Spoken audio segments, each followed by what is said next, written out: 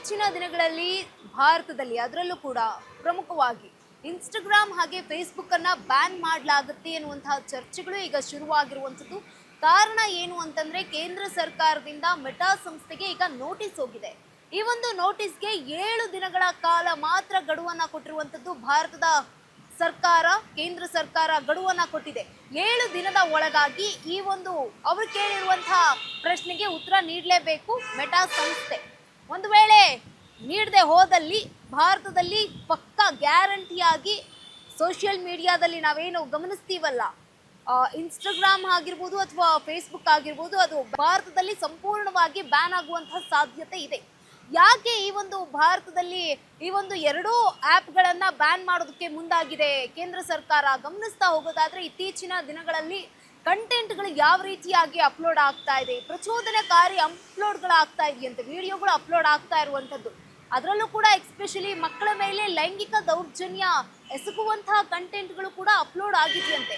ಈ ಒಂದು ಕಾರಣವನ್ನ ಗಂಭೀರವಾಗಿ ಪರಿಗಣಿಸಿರುವಂತಹ ಕೇಂದ್ರ ಸರ್ಕಾರ ಇದೀಗ ಭಾರತದಲ್ಲಿ ಈ ಒಂದು ಫೇಸ್ಬುಕ್ ಹಾಗೆ ಇನ್ಸ್ಟಾಗ್ರಾಮ್ ಅನ್ನ ಕೂಡ ಬ್ಯಾನ್ ಮಾಡೋದಕ್ಕೆ ಮಹತ್ವದ ಹೆಜ್ಜೆಯನ್ನ ಇಟ್ಟಿದೆ. ಗೊತ್ತಿಲ್ಲ ಮುಂದಿನ ದಿನಗಳಲ್ಲಿ ಏನಾಗುತ್ತೆ ಅಂತ. ಆದ್ರೆ ನಾವು ಸೋಷಿಯಲ್ ಮೀಡಿಯಾಗೆ ಎಷ್ಟು ಅಡಿಕ್ಟ್ ಆಗಿದ್ದೀವಿ ಅಂತಂದ್ರೆ, ಏನೇ ಆದ್ರೂ ಕೂಡ ಬೆಳಗ್ಗೆ ಎದ್ದ ತಕ್ಷಣ ನಾವು ನೋಡೋದು ಸೋಷಿಯಲ್ ಮೀಡಿಯಾನೇ. ಬೆಳಗ್ಗೆ ಎದ್ದ ತಕ್ಷಣ ನಾವು ಮೊಬೈಲ್ನ ಮುಟ್ತೀವಿ, ಜೊತೆಗೆ ಅದ್ರ ಜೊತೆಗೆ ಏನು ಮಾಡ್ತೀವಿ ಅಂತಂದರೆ ಒಂದು ಫೇಸ್ಬುಕ್ಕು ಇಲ್ಲ ಇನ್ಸ್ಟಾಗ್ರಾಮು ರೀಲ್ಸ್ ತಳ್ಳೋದು, ಇದೇ ಒಂದು ಹವ್ಯಾಸ ಆಗೋಗ್ಬಿಟ್ಟಿದೆ. ಯುವಕರ ಮನಸ್ಸು ಹೇಗಾಗೋಗಿದೆ ಅಂತಂದರೆ, ಊಟ ಬೇಕಾದರೂ ಬಿಟ್ಟಿರ್ತೀವಿ ಆದರೆ ಮೊಬೈಲ್ ಬಿಟ್ಟಿರಲ್ಲ, ಜೊತೆಗೆ ಸೋಷಿಯಲ್ ಮೀಡಿಯಾನ ಬಿಟ್ಟಿರೋದಕ್ಕೆ ಸಾಧ್ಯನೇ ಇಲ್ಲ ಅಂತ ಹೇಳ್ತಾರೆ. ಅಷ್ಟರ ಮಟ್ಟಿಗೆ ಈ ಒಂದು ಯುವ ಮನಸ್ಸುಗಳು ಮಗ್ನರಾಗಿ ಹೋಗ್ಬಿಟ್ಟಿದ್ದಾರೆ. ಜೊತೆಗೆ ಇಲ್ಲಿ ಒಂದನ್ನ ಗಮನಿಸ್ತಾ ಹೋಗೋದಾದ್ರೆ, ಇತ್ತೀಚಿನ ದಿನಗಳಲ್ಲಿ ಪೈರಸಿಯ ಕಾಟ ಕೂಡ ಹೆಚ್ಚಾಗಿರುವಂಥದ್ದು. ಟೆಲಿಗ್ರಾಮ್ ಆ್ಯಪ್ನಿಂದಾಗಿ ಈ ಒಂದು ಬೆಳಗ್ಗೆ ಸಿನಿಮಾ ರಿಲೀಸ್ ಆಯಿತು ಅಂತಂದರೆ ಸಂಜೆ ಮಧ್ಯಾಹ್ನದ ವೇಳೆಗೆ ಎಲ್ಲರ ಮೊಬೈಲ್ನಲ್ಲೂ ಕೂಡ ಲಿಂಕ್ ಶೇರ್ ಆಗುತ್ತೆ. ಈ ಒಂದು ಪೈರಸಿ ಕಾಟಕ್ಕೂ ಕೂಡ ಮನವಿಯನ್ನ ಮಾಡಿಕೊಂಡಿತ್ತು ಸರ್ಕಾರಕ್ಕೆ, ದಯವಿಟ್ಟು ಏನಾದರೂ ಒಂದು ಕ್ರಮಕ್ಕೆ ಮುಂದಾಗಿ ಅಂತ.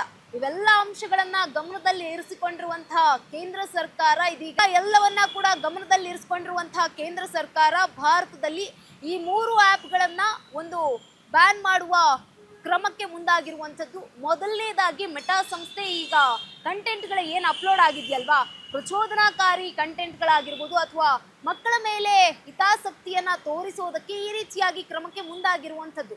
7 ದಿನದ ಒಳಗಾಗಿ ನೀವು ಈ ನೋಟಿಸ್ಗೆ ಉತ್ತರವನ್ನ ಕೊಡಲೇಬೇಕು ಅಂತ ಕೇಂದ್ರ ಸರ್ಕಾರ ಕಟ್ಟುನಿಟ್ಟಿನ ಕ್ರಮವನ್ನ ಕೊಟ್ಟಿರುವಂಥದ್ದು.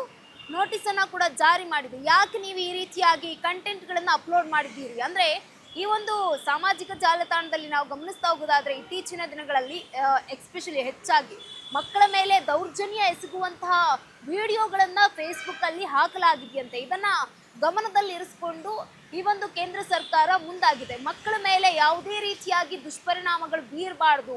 ಮಕ್ಕಳು ಕೂಡ ಮೊಬೈಲ್ಗಳನ್ನು ಫೋನ್ಗಳನ್ನು ನೋಡ್ತಾರೆ, ಯೂಸ್ ಮಾಡ್ತಾರೆ, ಜೊತೆಗೆ ಯುವಕರು ಕೂಡ ಫೋನ್ಗಳನ್ನು ನೋಡ್ತಾರೆ, ಯೂಸ್ ಮಾಡ್ತಾರೆ, ಹೆಚ್ಚಿನ ಪರಿಣಾಮ ಬೀರ್ತಾ ಇರುವಂಥದ್ದು. ಇವತ್ತಿನ ಮಕ್ಕಳೇ ಮುಂದಿನ ಭವಿಷ್ಯದ ಪೀಳಿಗೆಯಾಗಿರುವಂಥದ್ದು.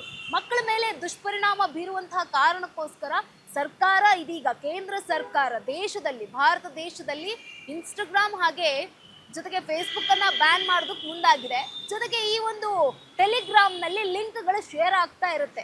ಇವತ್ತು ಯಾವುದೋ ಒಂದು ಮೂವಿ ಬಂತು ಅಂತಂದ್ರೆ ತಕ್ಷಣಕ್ಕೆ ಎಲ್ಲರ ಮೊಬೈಲ್ಗೆ ಹೋಗುವಂಥದ್ದು. ಇನ್ನು ನಾವು ನೋಡ್ತಾನೆ ಇದ್ದೀವಿ ಜನನಾಯಕನ್, ಇನ್ನು ಥಿಯೇಟರ್ಗೆ ಬಂದಿಲ್ಲ, ಅಷ್ಟರಲ್ಲಿ ಎಲ್ಲರ ಮೊಬೈಲ್ಗೂ ಹೋಗ್ಬಿಡ್ತು. ಪಾಪ ಕೋಟ್ಯಾಂತರ ರೂಪಾಯಿ ಲಕ್ಷಾಂತರ ರೂಪಾಯಿ ಖರ್ಚು ಮಾಡಿ ಸಿನಿಮಾ ಮಾಡಿದವ್ರ ಕತೆ ಏನು? ಈ ಎಲ್ಲ ಒಂದು ಕಾರಣವನ್ನ ಗಮನದಲ್ಲಿರಿಸ್ಕೊಂಡು ಈ ಒಂದು ಆ್ಯಪ್ಗಳಿಗೆ ಈಗ ಬಂದ್ ಮಾಡೋದಕ್ಕೆ ಮುಂದಾಗಿರುವಂಥದ್ದು. ಮುಂದಿನ ದಿನಗಳಲ್ಲಿ ಈ ಒಂದು ಆ್ಯಪ್ ಬಂದ್ ಆಗುತ್ತಾ ಇಲ್ವಾ ಅನ್ನೋದು ಕಾದು ನೋಡಬೇಕಾಗಿದೆ. ಈ ಕುರಿತಾಗಿ ನೀವೇನು ಹೇಳ್ತೀರಾ? ಈ ಒಂದು ಮಾಹಿತಿಯನ್ನ ಕೂಡ ನೀವು ಹಂಚ್ಕೊಳ್ಳಿ, ಈ ಒಂದು ಕಮೆಂಟನ್ನು ಕೂಡ ಮಾಡಿ. ಇದಾಗಿತ್ತು ಅಷ್ಟೇ.